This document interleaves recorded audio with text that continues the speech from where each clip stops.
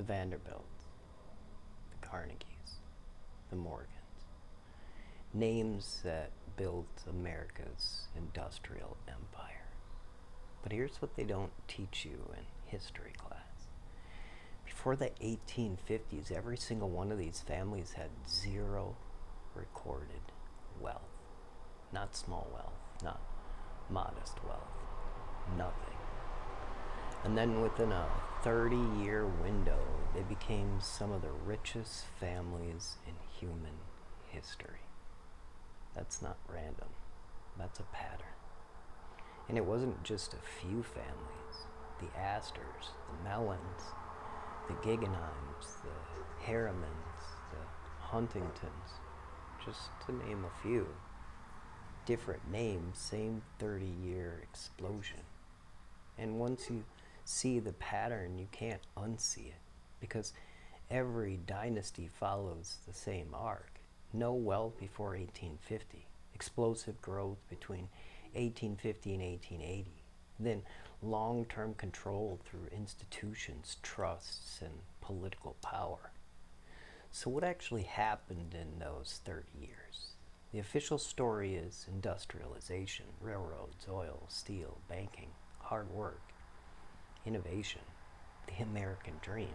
But industrialization happened in Europe too.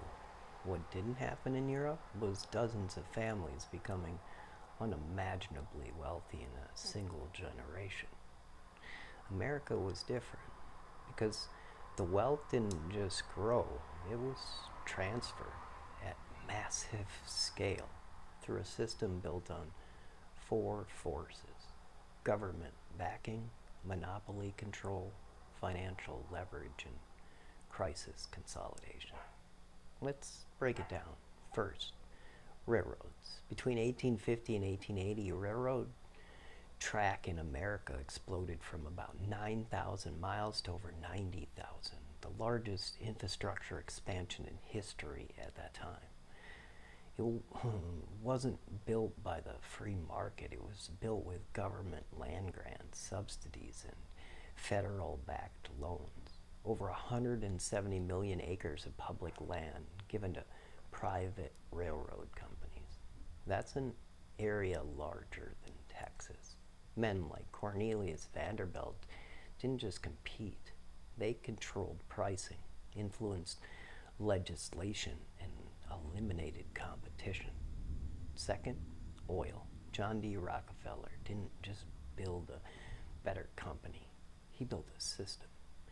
Through secret railroad rebates, he got paid not only for his own shipments, but from his competitors' shipments too. Within a decade, Standard Oil controlled 90% of U.S. refining. That's not competition, that's dominance.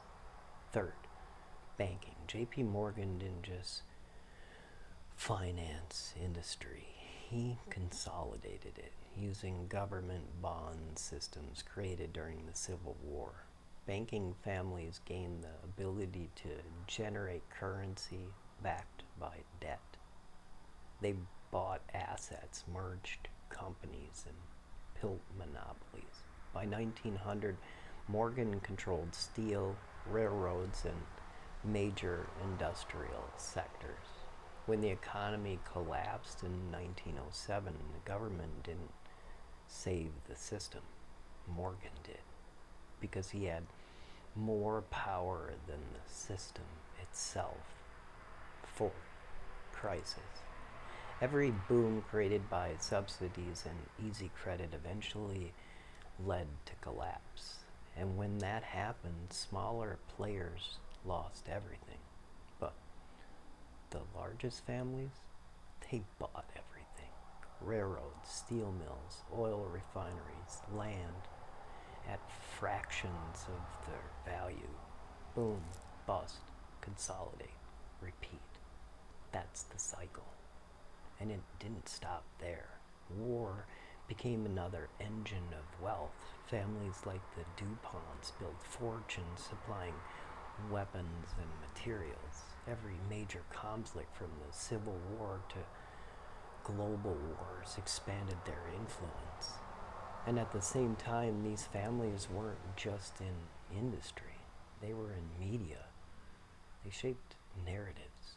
They influenced what people believed about wealth, success, and capitalism itself. Then came the real estate.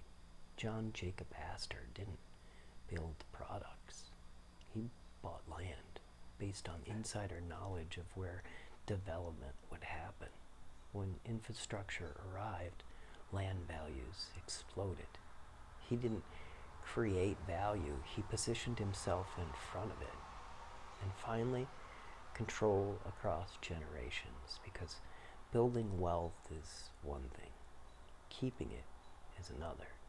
That's where trusts came in, legal structures that allowed families to hold wealth together, avoid fragmentation, and maintain unified control across generations. The Rockefellers, the Mellons, the Morgans, they didn't just build companies, they built systems that outlived them. And even when regulation came, like the breakup of Standard Oil, they didn't lose wealth. They multiplied it because they owned the pieces. So what does all this mean? It means the greatest fortunes in American history weren't created in a pure free market. They were built at the intersection of government policy, monopoly power, and financial control. This doesn't mean these men weren't intelligent. They were. It doesn't mean they didn't work hard. They did. But hard work alone doesn't create generational empires. Systems do. And the system that existed between 1850 and 1880 was the most powerful wealth transfer mechanism in modern history. Public resources turned into private empires. And once those empires were built, they influenced policy, finance, media, and culture to make sure that system stayed in place. The names may evolve, the industries may change, but the structure, it remains. So the real question isn't whether these families built America, it's whether they extracted it. And more importantly, whether you're aware of the system that still shapes everything around you. Because once you see it, you stop believing the story you were told and start asking better questions. If this changed the way you see things, don't just scroll past it. Save it, share it, and drop a comment. What part made you think differently? And if you're ready to go deeper, join the Source Force. Because understanding the system is where real power begins. Till next time, remember, we're all in this together, fam. One love.